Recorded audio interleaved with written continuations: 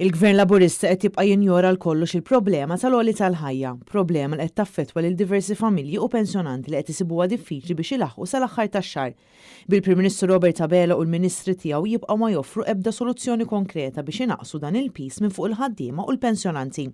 Din id-darba kien imiss lill-Ministru Rodrigue Galdes li ma jwieġibx għaliex sal-lum il-Gvern għadu ma ndirizzax din il-problema. Sitwazzjoni qed tkompli teskala minħabba żieda fil-prezz ta' diversi prodotti essenzjali. Iżda l-darb'oħra bqajna mingħajr tweġiba bil-Ministru jitkellem biss fuq il-moralità. Ministru, għaliex il-Gvern tibqa' ma jindirizzax il-problema tal-għoli tal-ħajja?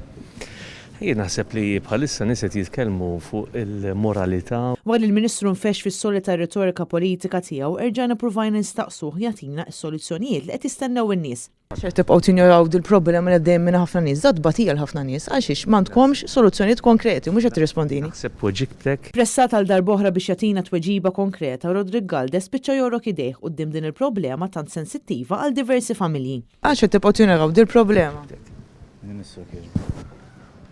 Waġibni Ministru kjoġbu.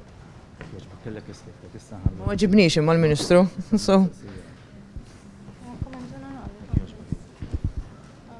Din iż-żieda fil-għoli tal-ħajja inna narawha għal dawn l-aħħar xhur hekk kif kienu reġistrati żidiet fil-prezz tal-ħobż, il-butir u l-prodotti tal-ħasil, filwaqt li fl-aħħar jiem il-konsumatur esperjenza żieda fil-prezz tal-prodotti tal-ħalib, żieda li tvarja minn 10 ċenteżmi u €2 u 60 ċenteżmu.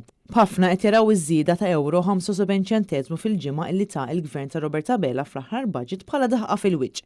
Intant il-ġimgħa li għaddiet laqda MCA qalet l-akbar problema li qed twassal għal persuni li spiċċew mingħajr saqaf fuq rashom hija dik finanzjarja hekk kif il-paga li għandhom mhux tlaħħaq sal-aħħar tax-xahar.